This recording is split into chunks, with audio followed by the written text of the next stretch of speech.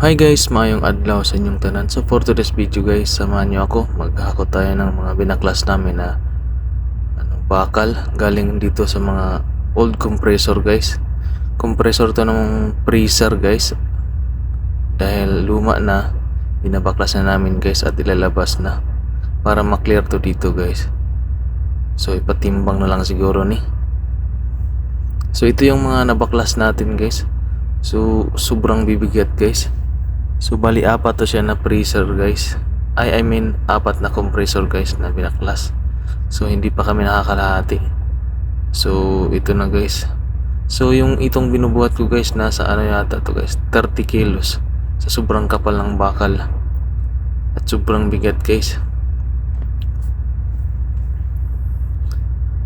So itong mga binubuhat ko guys nasa 30 kilos yan. Sobrang bigat yan. Buti na lang medyo may lakas naman tayo, kaya carry lang, carry.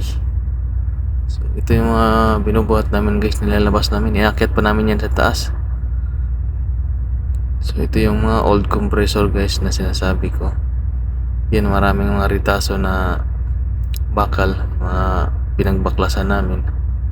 So yan, ilalabas na namin yan guys. Yan po yung mga compressor guys, apat yan. So hindi pa kami nakakalahati sa hirap. Ang hirap nila baklasin guys. Ang lalaki ng tornilyo.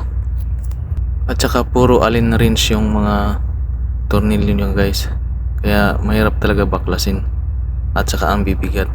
So yun lang muna for today's video guys. At maraming salamat sa inyong sulit na suporta. And God bless sa inyong lahat. Mabuhay kayo hanggat gusto nyo. Bye!